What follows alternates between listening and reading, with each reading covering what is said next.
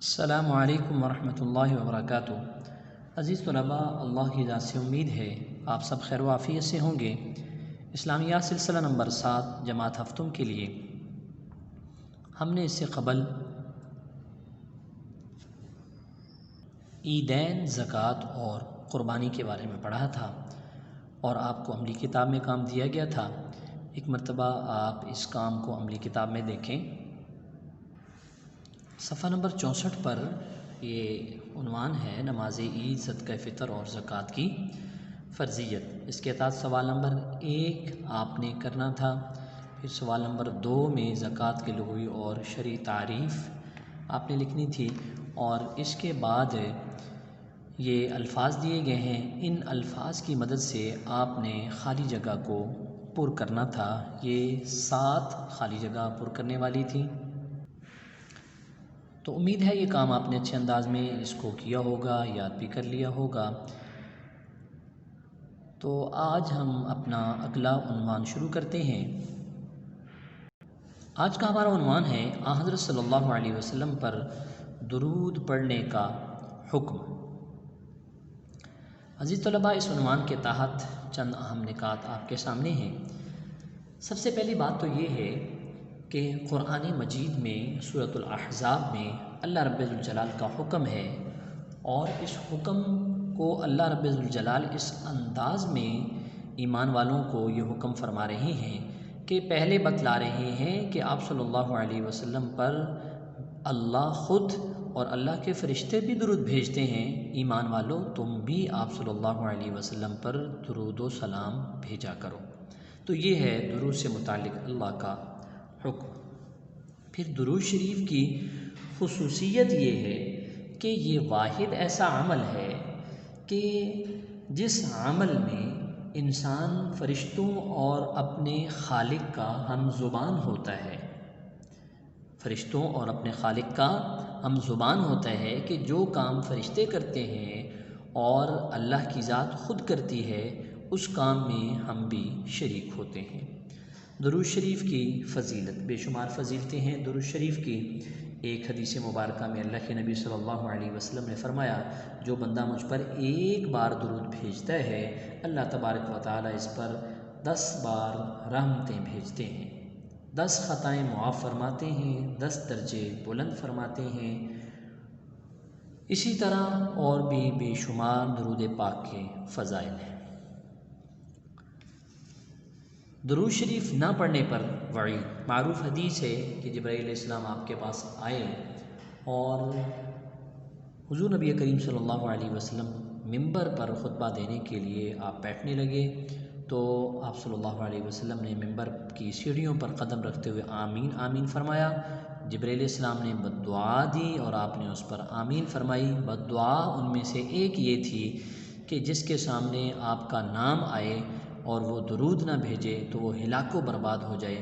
آپ نے فرمایا آمین۔ تو یہ بہت بڑی وعید ہے کہ جبرائیل علیہ السلام بد دعا کر رہے ہوں اور آپ صلی اللہ علیہ وسلم اس بد دعا پر اپنی آمین کے ذریعے سے اس کو مزید پختہ کر رہے ہوں، تو ایسے شخص کی ہلاکت اور بربادی میں کوئی شک نہیں رہتا۔ درود شریف میں اتباع سنت کا خیال رکھنا ہے کہ جو درود آپ صلی اللہ علیہ وسلم نے سکھائے ہیں، احادیث مبارکہ کے اندر جو درود شریف آئے ہیں، صحابہ کرام نے جو درود شریف پڑھے ہیں، تو اسی درود کا ہمیں بھی اہتمام کرنا چاہیے۔ اس میں سنت کی اتباع ہمارے لیے لازم ہے۔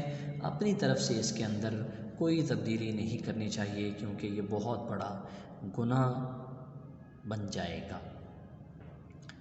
تو یہ آج کا ہمارا سبق ہے۔ اب ہم اس کی بلند خوانی کرتے ہیں اور پھر عملی کتاب کا کام دیکھیں گے۔ صفحہ نمبر 137 پر عنوان ہے حضرت صلی اللہ علیہ وسلم پر درود پڑھنے کا حکم۔ حضرت ابو ذر غفاری رضی اللہ تعالیٰ عنہ سے روایت ہے کہ رسول اللہ صلی اللہ علیہ وسلم پر درود شریف پڑھنے کا حکم بھی سن 2 ہجری میں نازل ہوا۔ یہ دراصل بارگاہ حق میں ایک اعلیٰ درجے کی دعا ہے اور حضرت صلی اللہ علیہ وسلم کی ذات پاک سے اپنی ایمانی وابستگی کا والہانہ اظہار ہے۔ اس کا حکم بندوں کو اللہ تعالیٰ کی طرف سے دیا گیا ہے۔ اللہ تبارک و تعالیٰ کا ارشاد ہے، ان اللہ و ملائکتہ یصلون علی النبی یا ایھا الذین آمنوا صلوا علیہ وسلموا تسلیما، اللہ اور اس کے فرشتے نبی پاک صلی اللہ علیہ وسلم پر درود بھیجتے ہیں، مومنو تم بھی پیغمبر پر درود اور سلام بھیجا کرو۔ سورۃ الاحزاب آیت نمبر 56۔ درود شریف کی خصوصیت۔ درود شریف پڑھنا وہ واحد عمل ہے جس میں انسان فرشتوں اور اپنے خالق کا ہم زبان ہو جاتا ہے۔ صلاۃ کے معنی میں بڑی وسعت ہے۔ جب اس کی نسبت اللہ تعالیٰ کی طرف ہوگی تو اس کا مطلب رحمت نازل فرمانا ہوگا۔ جب ملائکہ اور مومنین کی طرف ہوگی تو اس کا مطلب اللہ سے رحمت کی دعا کرنا ہے۔ اس حکم کی تعمیل میں ہر نماز کے قادہ اخیر میں درود شریف پڑھنا نماز کی سنتوں میں سے ہے۔ درود شریف کی فضیلت۔ ارشاد نبوی صلی اللہ علیہ وسلم ہے، جو بندہ مجھ پر ایک بار درود بھیجتا ہے اللہ تبارک و تعالیٰ اس پر 10 بار صلاۃ رحمت بھیجتا ہے، 10 خطائیں معاف فرماتا ہے اور 10 درجے بلند فرماتا ہے۔ دعا اس وقت تک آسمان و زمین کے درمیان معلق رہتی ہے جب تک نبی کریم صلی اللہ علیہ وسلم پر درود نہ بھیجا جائے۔ ایک اور حدیث میں حضرت صلی اللہ علیہ وسلم نے فرمایا، اللہ کے کچھ فرشتے ہیں جو دنیا میں چکر لگاتے رہتے ہیں، ان کا کام یہی ہے کہ وہ میرے امتیوں کا سلام و صلات مجھ تک پہنچاتے رہتے ہیں۔ حضور اکرم صلی اللہ علیہ وسلم پر درود نہ پڑھنے پر وعید۔ یہاں ایک مشہور حدیث کا حصہ ذکر کیا جاتا ہے جس میں حضرت جبرائیل علیہ السلام نے یوں بد دعا فرمائی، ہلاک ہو جائے وہ شخص جس کے سامنے آپ صلی اللہ علیہ وسلم کا ذکر مبارک ہو اور وہ آپ پر درود نہ بھیجے۔ حضرت صلی اللہ علیہ وسلم نے فرمایا آمین۔ حضرت جبرائیل علیہ السلام کی بد دعا ہو اور اس پر حضور اکرم صلی اللہ علیہ وسلم کا آمین کہنا، ایسے شخص کی ہلاکت و بربادی میں پھر کیا شک ہے جو حضور صلی اللہ علیہ وسلم کے نام نامی آ جانے کے باوجود آپ صلی اللہ علیہ وسلم پر درود نہ بھیجے۔ درود شریف پڑھنے میں اتباع سنت۔ درود شریف پڑھنا دین کے احکام میں سے ایک حکم ہے، لہٰذا دین کے دیگر احکامات کی طرح درود شریف پڑھنے میں بھی ہمیں نبی کریم صلی اللہ علیہ وسلم اور صحابہ کرام رضوان اللہ علیہم اجمعین کے طریقوں پر عمل کرنا چاہیے اور اس میں اپنی طرف سے کچھ تبدیلی یا اضافہ نہیں کرنا چاہیے۔ اس میں اضافہ کرنا اور اپنی منمانی کرنا بدعت ہے جو ایک سنگین گناہ ہے، چاہے اسے ثواب سمجھ کر ہی کیوں نہ کیا جائے۔ ایک عملی کام آپ نے آج کے سبق میں جو آپ کے بک میں لکھا ہوا ہے کہ درود ابراہیمی یا کسی اور حدیث سے ثابت درود شریف خوش خط لکھ کر کلاس یا نوٹس بورڈ پر آویزاں کریں۔ تو عزیز طلباء، آپ اپنے گھر میں چارٹ کے اوپر یہ درود شریف، درود ابراہیمی یا اور جو درود مسنون ہیں جو احادیث مبارکہ میں آتے ہیں ان میں سے کوئی درود شریف آپ خوش خط لکھیں گے۔ جب آپ اسکول تشریف لائیں گے تو پھر آپ اپنے کلاس میں نوٹس بورڈ پر اس کو آویزاں کریں گے۔ اب ہم عملی کتاب میں آج کا کام دیکھتے ہیں۔ صفحہ نمبر 66 پر عنوان ہے نماز عید الاضحیٰ حضرت صلی اللہ علیہ وسلم پر درود پڑھنے کا حکم۔ تو سب سے پہلے تو سوال نمبر 1 جس میں آپ نے قرآن کریم کی وہ آیت لکھنی ہے جس میں درود شریف پڑھنے کا حکم ہے، اس کو ترجمے کے ساتھ اور سورت کا حوالہ دے کر آپ نے یہاں خوش خط لکھنا ہے۔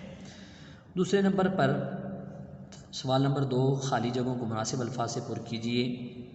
یہ جو اس سے پہلے ہم نے عنوان عیدین سے متعلق پڑھا تو عید الاضحیٰ اور ڈیش کا حکم ڈیش ہجری میں نازل ہوا، تو یہ یہاں پر 5 خالی جگہ ہے، اس کو آپ نے مکمل کرنا ہے۔ آپ یہ پڑھ چکے ہیں، آسانی سے آپ کر لیں گے۔ اگلا سوال نمبر 3 مندرجہ ذیل سوالات کے جوابات دی گئی جگہ میں تحریر کریں۔ درود پڑھنے کی خصوصیت بیان کریں۔ اس میں وہ جو آپ نے پڑھا ہے کہ انسان اپنے خالق کا اور فرشتوں کا ہم زبان ہو جاتا ہے، یہ ایک ایسا واحد عمل ہے۔ پھر درود شریف پڑھنے کی کوئی ایک فضیلت بیان کیجیے۔ کافی ساری فضیلتیں آپ نے پڑھی ہیں، کوئی ایک یہاں آپ نے لکھنی ہے۔ درود شریف نہ پڑھنے پر جو وعید ہے اس کو ذکر کریں، یہ وعید بھی آپ پڑھ چکے ہیں جو آپ نے یہاں لکھنی ہے اور اس کام کو اچھے انداز میں آپ نے یاد کرنا ہے۔ اگلے سبق تک اجازت چاہتا ہوں، اللہ آپ کا حامی و ناصر ہو۔ السلام علیکم ورحمۃ اللہ وبرکاتہ۔